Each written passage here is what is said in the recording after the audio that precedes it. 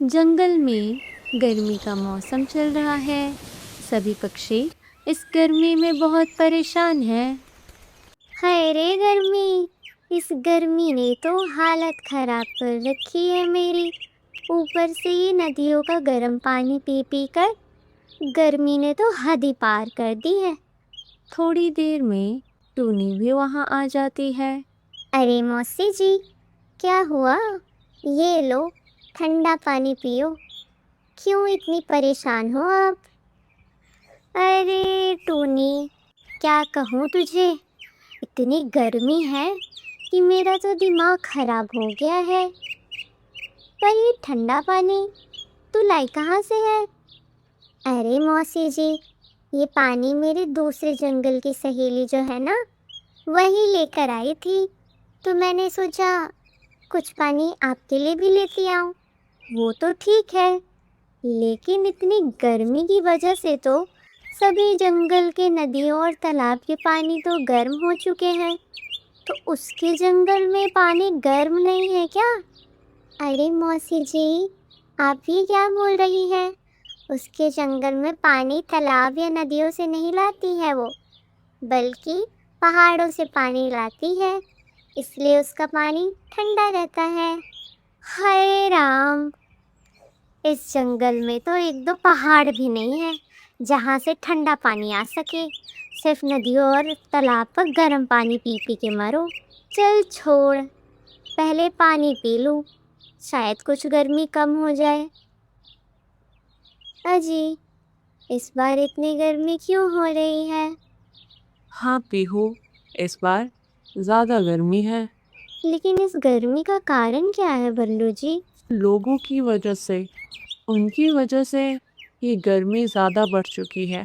पापा जी, लोगों की वजह से? उनकी वजह से कैसे? क्या ये गर्मी उन्होंने बुलाई है? अरे बिट्टू बेटा, ऐसा नहीं है। लोगों की वजह से गर्मी बढ़ने का मतलब है इंसानों ने अपने फायदे के लिए जंगल के सारे पेड़ काट दिए हैं। और उन्हें अगर कुछ भी बनाना होता है, जैसे घर, अस्पताल, स्कूल, तो वो पेड़ों को काट देते हैं और उसके बदले पेड़ भी नहीं लगाते। और अधिक से अधिक पेड़ काटने की वजह से प्रकृति का संतुलन बिगड़ जाता है, जिसकी वजह से कभी गर्मी ज़्यादा होती है तो कभी सर्दी ज़्यादा होती है, या बिन मौसम की बरसात होने लगती है। अच्छा। हाँ बिट्टू बेटा, पीहू, कुछ है तो खाने को दे दो।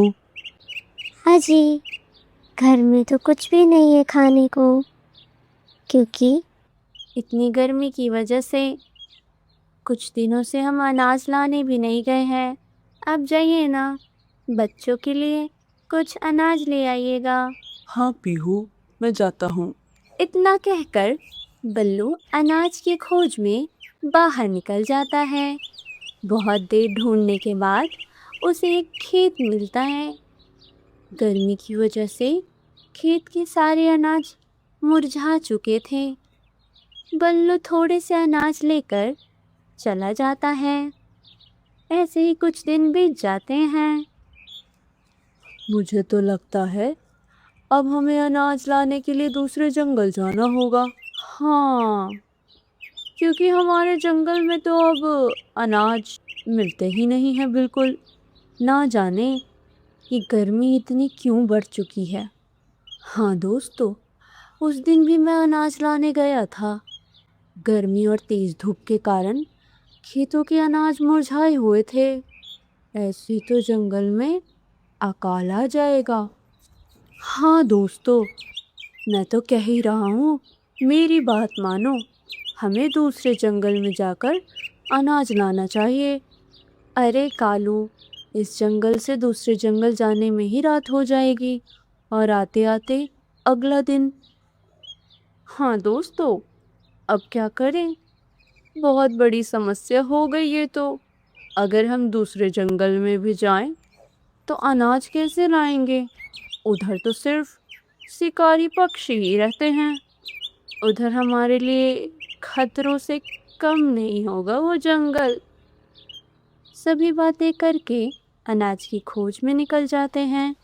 बातों ही बातों में नीलू और कालू आगे निकल जाते हैं, लेकिन बल्लू पीछे रह जाता है। बल्लू को किसी की रोने की आवाज़ आती है। अचानक से बल्लू इधर उधर देखता है, लेकिन उसे कुछ समझ नहीं आता। ये आवाज़ कहाँ से आ रही थी? बल्लू की नज़र एक पेड़ पर पड़ती है। वो पेड़ दर्द में था। वो पेड़ के पास जाता है और पूछता है, क्या हुआ आपको? पानी, पानी। गर्मी और धूप की वजह से उस पेड़ के सारे पत्ते सूख गए थे। बल्लू उड़कर इधर उधर देखता है। उसे पास में नदी मिल जाती है। पास में एक घड़ा पड़ा हुआ था। वो उसमें पानी भरकर उस पेड़ के पास डाल देता है।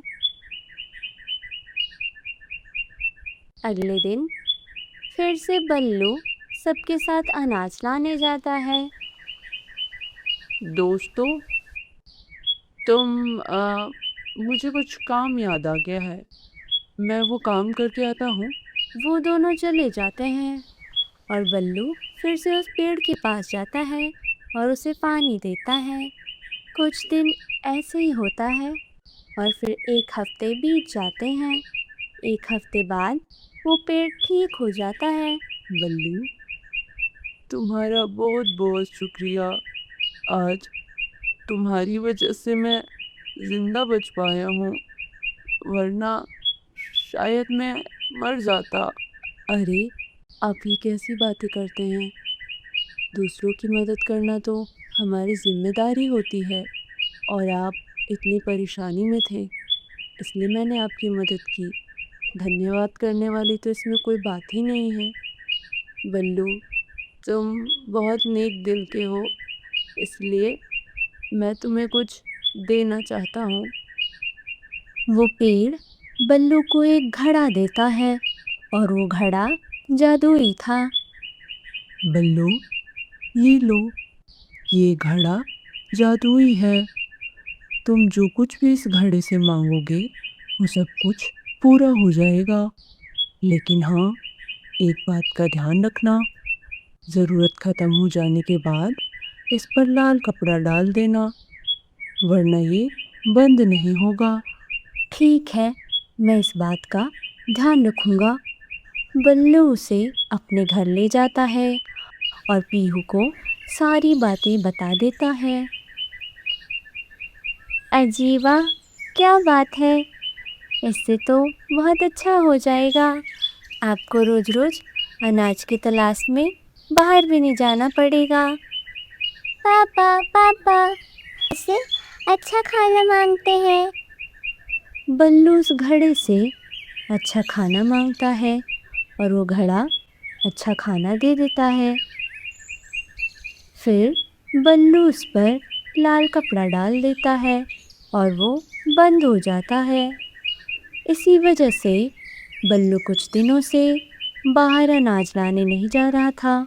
एक दिन कालू घर पर आता है और पूछता है, अरे बल्लू, आजकल तुम अनाज लाने नहीं जाते, ऐसा क्यों भला? कोई बात है क्या? अरे नहीं नहीं कालू, ऐसी कोई बात नहीं है। वो आजकल मेरी तबीयत ठीक नहीं है, तो इसी वजह से नहीं जाता हूँ। कालू को उसकी बातों पर शक हो जाता है, क्योंकि वो बिल्कुल ठीक था। ऐसे ही देखते ही देखते रात हो जाती है। जब रात को बल्लू घड़े से खाना मांग रहा होता है, तो कालू चुपचाप ये सब देख लेता है। अगले दिन बल्लू किसी काम से बाहर जाता है। अरे पीहू, बल्लू ने तुम्हें बुलाया है। अच्छा, ठीक है, मैं जाती हूँ। पीहू वहाँ से चली जाती है। कालू बल्लू के घर में चला जाता है और वहाँ से घड़ा लेकर अपने घर आ जाता है। मिल गया। अब मैं जो चाहे वो मांग सकता हूँ। इतनी मेहनत करके तो मैं थक ही गया। पहले ठंडा पानी मांग लेता हूँ। ओ जादुई घड़े, मुझे ठंडा पानी दो। ऐसा कहते ही घड़ा पानी देने लगता है। कालू पानी पी लेता है, लेकिन उसे ये पता ही नहीं था कि इस घड़े को बंद कैसे करना है। बंद हो जाए घड़े, बंद हो जा सिम सिम, बंद हो जा छू। अरे घड़े बंद हो जा, क्या करूं? बंद हो, बंद हो जा, बंद बंद। देखते ही देखते पूरे जंगल में पानी फैल जाता है और बाढ़ आ जाती है। पीहू और बल्लू जंगल का पानी देखते हैं और वो समझ जाते हैं। बल्लू जल्दी से लाल कपड़ा लेकर आता है और उस घड़े पर डाल देता है। पानी बंद हो जाता है। कालू को अपनी गलती का एहसास हो जाता है और कालू सबसे माफ़ी मांगता है।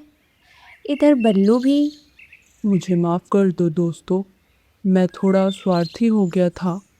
मुझे ये समझना चाहिए था कि हम सबको इसकी ज़रूरत है।